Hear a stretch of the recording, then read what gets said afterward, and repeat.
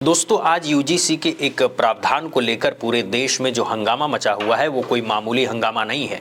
मैं बहुत जिम्मेदारी से ये बात कह रहा हूँ। आज का माहौल मुझे मंडल कमीशन के दौर की याद दिला रहा है। उस दौर में भी दो चरण थे। मंडल पार्ट 1 में सड़क पर लोग उतरे थे विश्वनाथ प्रताप सिंह के खिलाफ। मंडल पार्ट 2 में वही सड़कों पर उतरे लोग अर्जुन सिंह के खिलाफ दिखाई दिए। आज वही तस्वीर फिर से बन रही है। बस फर्क इतना है कि अब इसमें एक तीसरा नाम जुड़ गया है, यूजीसी का नोटिफिकेशन। लेकिन जरा रुकिए, उस समय सरकारों की मंशा साफ थी। सरकारें खुलकर कह रही थी कि एससी एसटी ओबीसी को न्याय मिलना चाहिए। आज वैसा नहीं है। आज भारतीय जनता पार्टी और नरेंद्र मोदी की सरकार ने अपने मन से, अपने विजन से एससी एसटी ओबीसी के लिए कोई बड़ा फैसला नहीं लिया है। ये जो यूजीसी का गजट नोटिफिकेशन आया है, ये सुप्रीम कोर्ट के आदेश के बाद आया है। ये दिग्विजय सिंह की अध्यक्षता वाली संसदीय समिति की सिफारिशों के बाद आया है। मतलब साफ है, ये मजबूरी का फैसला है, कोई क्रांतिकारी सोच का नतीजा नहीं है। और सबसे बड़ी बात, इसके पीछे की मंशा ये नहीं है कि बीजेपी अचानक इस देश में एससी एसटी ओबीसी की सबसे बड़ी हितैषी बन गई है और सारे सवर्ण उनके खिलाफ खड़े हो गए हैं। नहीं दोस्तों, सच्चाई इससे कहीं ज्यादा खतरनाक है। मैं आज आपको यही बताने की कोशिश कर रहा हूं कि यूजीसी की इसी प्रावधान में झोल है, लेकिन उस झोल पर बहस ही नहीं होने दी जा रही है। क्यों? क्योंकि इसी समय जाति जनगणना के पहले चरण के 33 सवाल सामने आए और उसमें ओबीसी और जनरल का कॉलम गायब है। इस पर बहस नहीं हो पाए, इसीलिए पूरे देश में यह हंगामा खड़ा कर दिया गया। अब जरा यूजीसी के प्रावधान को ध्यान से समझिए। इसमें जो समता समिति बनाई गई है उसका अध्यक्ष होगा हेड ऑफ इंस्टीट्यूशन। अब सवाल पूछिए, इस देश में 99% हेड ऑफ इंस्टीट्यूशन कौन है? सच बोलिए, ज्यादातर सवर्ण। तो क्या वही हेड एससी एसटी ओबीसी को निष्पक्ष न्याय दे पाएंगे? यही तो झोल है दोस्तों। और मैं आगे भी और भी झोल गिनाऊंगा ताकि एससी एसटी ओबीसी ये समझ सके कि अभी जश्न मनाने की जरूरत नहीं है। ये सब एक बड़ी साजिश के तहत लॉन्च किया गया है और बीजेपी चुपचाप तमाशा देख रही है। सोच ये है कि अगर नरेंद्र मोदी पहले से हिंदू हृदय सम्राट कहे जा चुके हैं तो अब क्यों न उन्हें ओबीसी एससी एसटी हृदय सम्राट भी बना दिया जाए। करने दो सवर्णों को विरोध, करने दो सड़क पर तमाशा। लेकिन सवाल ये है, पीछे से कहीं कोई कोर्ट का खेल, कोई और संवैधानिक झोल बीजेपी तो नहीं खेल रही है। इसीलिए कह रहा हूं, पूरी वीडियो आखिर तक देखिएगा। अब जो दृश्य सामने आ रहे हैं वो अपने आप में कमाल के हैं। कहीं लोग कपड़े उतार रहे हैं, कहीं जनेऊ उतारा जा रहा है, कहीं सोशल मीडिया पर पूछा जा रहा है पैंट काहे नहीं उतारी।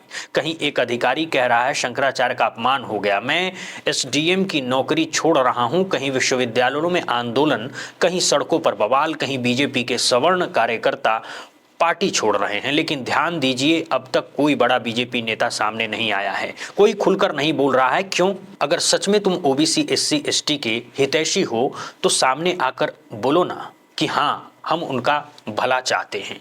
और अगर नहीं हो तो ईमानदारी से बोल दो कि गलती से हो गया, सवर्ण नाराज हो गए। इस पूरी राजनीति को समझिए। अब इन विरोधी वीडियोस को देखिए। यार, हम यादव नहीं हैं, ब्राह्मण हैं, ब्राह्मण। ठीक है, ये ब्राह्मण हैं। शराब दे रहा हूँ कि ये 70 साल बाद आएंगे, आए हैं, अब 200 साल नहीं आएंगे आज के बाद।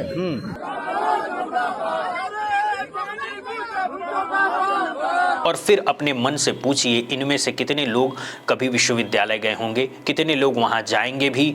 फिर इन्हें इतनी बारीकी कहां से पता है? असल में बारीकी पर बात ही नहीं हो रही है। बात सिर्फ ये बनाई जा रही है कि सवर्ण विलेन है। आज की इस वीडियो में मैं आपको उनके आरोप के जवाब भी दूंगा और यूजीसी के झोल भी दिखाऊंगा। अब पहला आरोप सुनिए। सवर्ण तबका कहता है कि इस कमेटी में एससी एसटी ओबीसी को शिकायत का अधिकार दिया गया, लेकिन सवर्ण को नहीं रखा गया। इससे साबित होता है कि ये सवर्ण विरोधी व्यवस्था है। अब इसका जवाब समझिए। इस देश के हर विश्वविद्यालय में महिलाओं के लिए अलग कमेटी बनी हुई है, वुमेन्स सेल बना हुआ है। तो पुरुषों ने आंदोलन क्यों नहीं किया कि उसमें पुरुष क्यों नहीं है? महिलाओं के शोषण को रोकने के लिए, महिलाओं के भेदभाव को रोकने के लिए अगर कमेटी बनी तो उसमें पुरुष वर्चस्व क्यों नहीं रखा गया? अब आंदोलन करो पुरुषों, अब तक तो चुप थे। इस देश में महिलाओं की सुरक्षा के लिए दहेज कानून है, सेफ्टी के कानून है, और अगर महिला आरोप लगाती है तो पुरुष को साबित करना पड़ता है कि वो गलत नहीं है। तब किसी ने नहीं कहा कि पुरुषों को विलन बना दिया गया। तो आज जब SC ST OBC के लिए एक अलग व्यवस्था बनाई जा रही है तो इतना बवाल क्यों? यही सवाल है दोस्तों। अब जरा एक बुनियादी बात समझिए दोस्तों, अगर किसी जगह कोई आप पर आरोप लगाया है कि फला आदमी ने हमारे 15 लाख रुपए चुरा लिए, तो कानून क्या कहता है? कानून कहता है जो आरोप लगा रहा है वही साबित करेगा। कोई कहे कि आपकी बुलेट ट्रेन कोई चुरा ले गया तो आपसे नहीं कहा जाएगा कि आप साबित करो कि नहीं चुराई गई, बल्कि आरोप लगाने वाले से पूछा जाएगा सबूत कहाँ है। कोई कहे कि आपने 2 करोड़ रोजगार चुरा लिए, आपने रुपए की कीमत गिरा दी, तो सवाल उसी से पूछा जाएगा आप आरोप क्यों लगा रहे हैं और इसका प्रमाण क्या है। यानी सामान्य नियम यही है कि आरोप लगाने वाले को साबित करना होता है, लेकिन अब महिलाओं से जुड़े कानूनों को देखिए, वहां महिलाओं को साबित नहीं करना पड़ता है, वहां पुरुष को साबित करना पड़ता है कि उसने गलत नहीं किया है। अब सवाल उठता है क्या ये पुरुषों के खिलाफ कानून है? नहीं दोस्तों, ये पुरुष विरोध नहीं है, ये पुरुष वर्चस्व के खिलाफ कानून है, क्योंकि इस देश में हजारों सालों तक महिलाओं के शोषण के जिम्मेदार व्यवस्थागत रूप से पुरुष रहे हैं। इसीलिए जेंडर इक्वालिटी की पूरी बहस महिलाओं के पक्ष में झुकी है। अब क्या आप इसी तर्क पर आज तक महिलाओं के कानूनों का विरोध करते आए हैं? नहीं ना।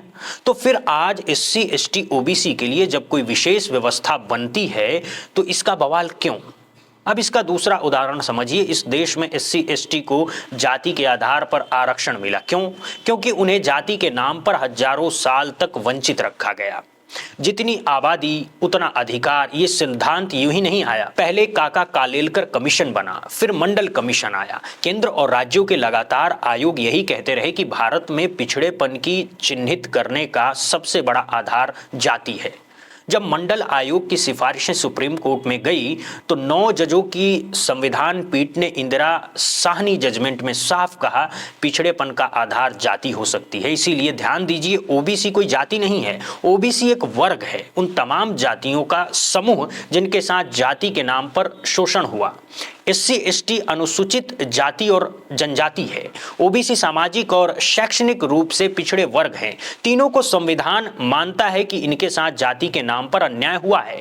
तो अगर जाति के नाम पर गांव में हो सकता है, शहर में हो सकता है, ऑफिस में हो सकता है, तो कैंपस में क्यों नहीं हो सकता है? इसीलिए इस कमेटी में SC ST और OBC को शामिल किया गया। अब सवर्णों को लेकर जो झूठ फैलाया जा रहा है उसे भी जरा ध्यान से समझिए। नोटिफिकेशन को गौर से पढ़िए, उसमें साफ लिखा गया है अनुसूचित जाति, अनुसूचित जनजाति, सामाजिक और शैक्षणिक रूप से पिछड़ा वर्ग और आर्थिक रूप से कमजोर वर्ग। अब EWS किसे मिलता है? सच बोलिए, सवर्णों को।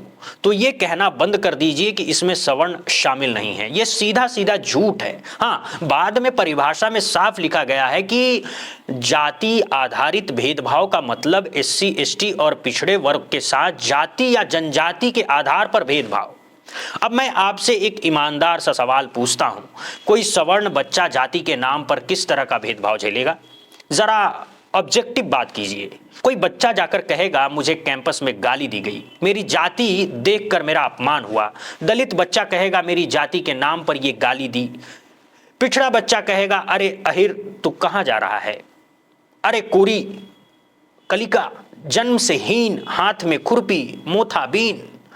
कहावतें बनी है, कुर्मी पर कुरी, अहिर गरड़िया, कुर्मी चोर, धर सारे का टंगड़ी तोड़, अहिरे बुद्धि घुटना में। ये सब जाति आधारित गालियां हैं। अब जरा बताइए, जाति के नाम पर कौन सी गाली किसी ब्राह्मण, किसी क्षत्रिय, किसी वैश्य के लिए बनी है? मेरा ज्ञान वर्धन कर दीजिए। अगर ऐसी कोई गाली है तो बताइए। हाँ, हो सकता है कोई दलित किसी ब्राह्मण को कुछ बोल दे, लेकिन क्या वो सिस्टमैटिक जातिगत गाली है? और जब गालियों की बात आई तो मैं सच में हैरान रह गया इन तस्वीरों को देखकर, जहां प्रधानमंत्री नरेंद्र मोदी को तेली, घांची कहकर गालियां दी जा रही है। बताइए कैसी हिंदू एकता है? ये कैसा हिंदू राष्ट्र बनेगा? अब जरा आखिरी में सबसे अहम बात, हर कैंपस में डिसिप्लिनरी कमेटी होती है, प्रोक्टोरियल बोर्ड होता है, 25 तरह की कमेटियां होती है हर तरह के भेदभाव के लिए। मैं 14 साल प्रोफेसरों के साथ रहा हूं, मुझे पता है सिस्टम कैसे चलता है।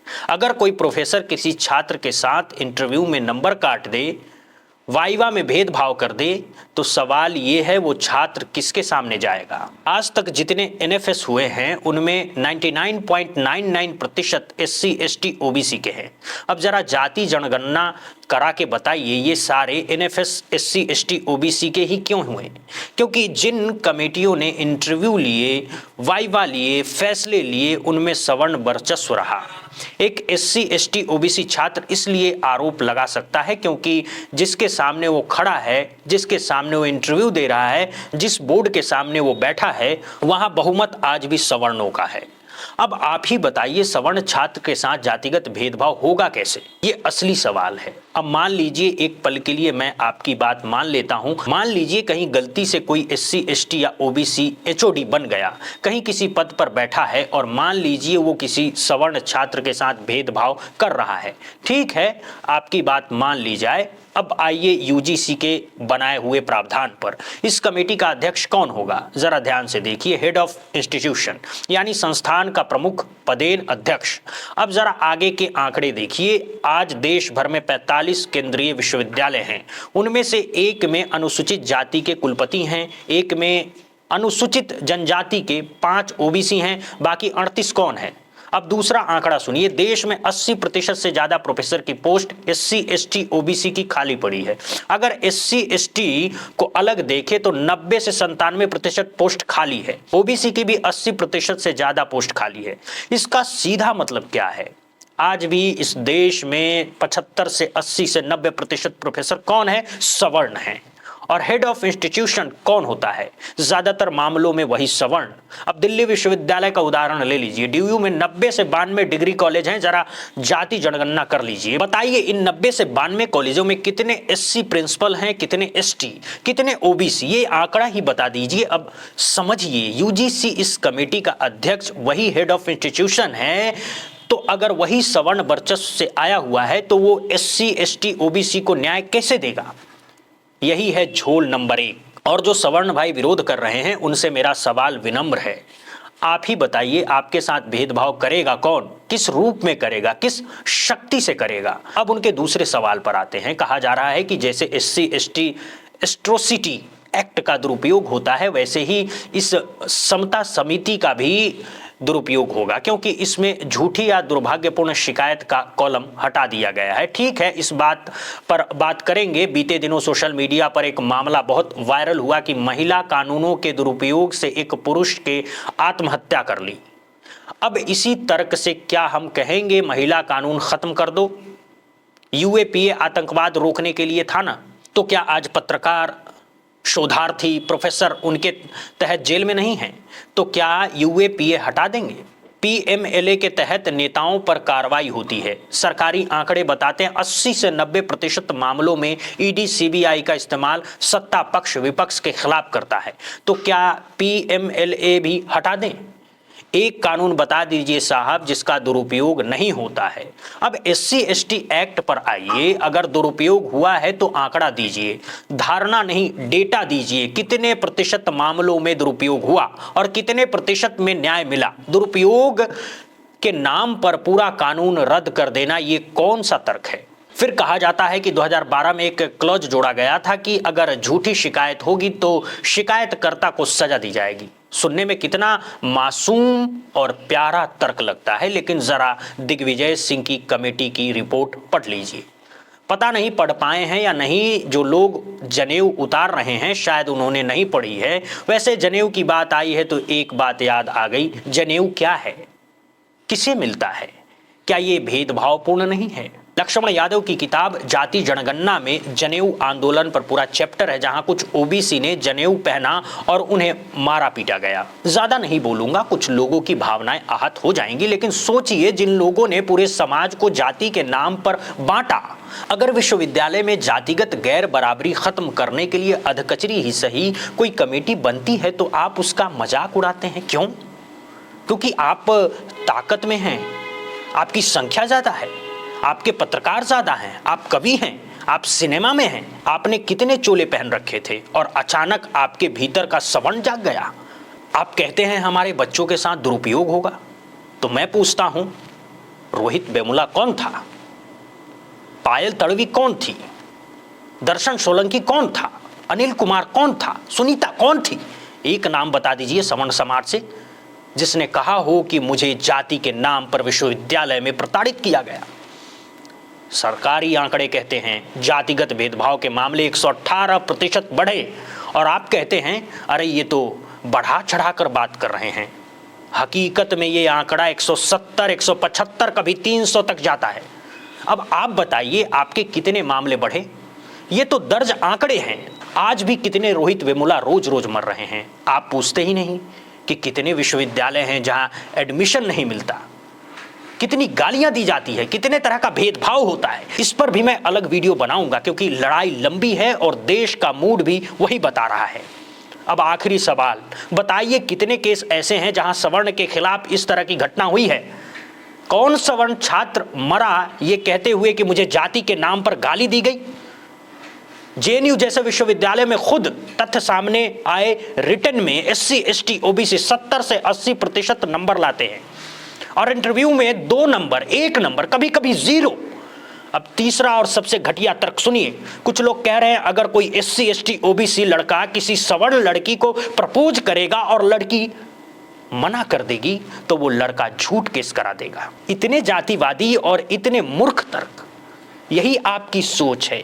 एक बात मुझे आज तक समझ में नहीं आती है, आप कानूनों की ऐसी व्याख्या क्यों कर रहे हैं? आप इस तरह के बातों को तोड़ मरोड़ कर जाति व्यवस्था की सच्चाई का मजाक क्यों बना रहे हैं? क्या आपने जाति व्यवस्था को बस किताबों में पढ़ी हुई कोई थ्योरी समझ लिया है? अगर समाज में कोई बुराई है और वही बुराई विश्वविद्यालय के भीतर मौजूद है तो उसे रोकने का प्रावधान क्या होगा? या फिर आप ये मानते हैं कि कैंपस कोई अलग ग्रह है जहां जाति नहीं जाती? अब आखिर में मैं सीधे UGC से बात करता हूं। UGC आपने अब भी SC ST OBC के साथ झोल किया है। क्यों? क्योंकि इस कमेटी का पदेन अध्यक्ष हेड ऑफ इंस्टीट्यूशन है और सच्चाई ये है कि 90 से 95% हेड ऑफ इंस्टीट्यूशन आज भी सवर्ण हैं। तो बताइए वो क्या न्याय देंगे SC ST OBC को? अब मेरा तीसरा और सबसे बड़ा आरोप सुनिए। आपने जो संस्था बनाई है उसमें लिखा है 3 वरिष्ठ संकाय सदस्य, 1 कर्मचारी, 2 छात्र प्रतिनिधि, 1 सिविल सोसाइटी का व्यक्ति, 1 सचिव। नीचे आपने लिख दिया है SC ST OBC का पर्याप्त प्रतिनिधित्व होगा, लेकिन कहां होगा, कैसे होगा, किस अनुपात में होगा और सबसे जरूरी सवाल, किसे एट्रोसिटी माना जाएगा, किसे डिस्क्रिमिनेशन माना जाएगा? UGC आपने भी एक उदाहरण नहीं दिया और यही सबसे बड़ा सबूत है कि आप सच में SC ST OBC को न्याय देना ही नहीं चाहते। क्योंकि जब परिभाषा साफ नहीं होगी तो फैसला कौन करेगा? हेड ऑफ इंस्टीट्यूशन, और वही तय करेगा कि ये जातिगत भेदभाव है या नहीं। ठीक वैसे ही जैसे पहले होता रहा है। पहले भी एक क्लॉज था कि अगर शिकायत झूठी या दुर्भाग्यपूर्ण होगी तो शिकायतकर्ता को सजा दी जाएगी। और क्या हुआ? SC ST OBC शिकायत लेकर गए और हेड ऑफ इंस्टीट्यूशन ने कह दिया कि ये तो झूठी शिकायत है, ये तो दुर्भाग्यपूर्ण है। उल्टा उसी को सजा दे दी गई। फिर अगली बार कोई शिकायत करने गया क्या? नहीं। इसीलिए ये क्लॉज को हटाया गया क्योंकि इसका दुरुपयोग सबसे ज्यादा हो रहा था। लेकिन इस पर आज कोई डिबेट नहीं कर रहा है। आज सच्चाई यह है कि इस गाइडलाइन से SC ST OBC को पूरा न्याय नहीं मिलेगा, लेकिन विरोध ऐसा खड़ा कर दिया गया है जैसे कोई कह रहा हो सवर्णों देश छोड़ो। मैं आपसे पूछता हूं, क्या कभी आपके मन में आया कि एक नारा यह भी लगाया जाए, जातिवाद भारत छोड़ो? क्यों नहीं कहते आप चलो आज से वर्ण व्यवस्था खत्म करते हैं? क्यों नहीं कहते मनुस्मृति को जलाते हैं, संविधान को मानते हैं? जिस दिन इस देश में जातिवाद खत्म हो जाएगा उस दिन ना किसी कमेटी की जरूरत होगी, ना किसी रिजर्वेशन की। लेकिन आप ऐसा नहीं चाहते क्योंकि आप ताकतवर हैं, आप पावर में हैं। यही सत्ता है साहब, यही जाति का वर्चस्व होता है। और UGC ने जो आधिकारिक गाइडलाइन दी हैं जिससे SC ST OBC को पूरा फायदा नहीं मिलेगा, उसका इतना विरोध देखकर मैं मांग करता हूं केंद्र सरकार और UGC इस गाइडलाइन को फिर से दुरुस्त करे। हेड ऑफ इंस्टीट्यूशन को चेयरमैन बनाने का क्लॉज फिर से रिफाइंड करे। एट्रोसिटी और डिस्क्रिमिनेशन की स्पष्ट परिभाषा जोड़े और जैसे पहले अर्जुन सिंह कमेटी ने बताई थी इतना सख्त प्रावधान बनाइए कि अगली बार कोई रोहित वेमुला, कोई पायल तड़वी, कोई दर्शन सोलंकी, कोई अनिल कुमार इस तरह न मरे। बाकी जो लोग अभी विरोध कर रहे हैं उन्हें करने दीजिए। कभी तेली कह रहे हैं, कभी घांची देख लीजिए स्क्रीन पर। यही है जाति, यही है जाति का सच।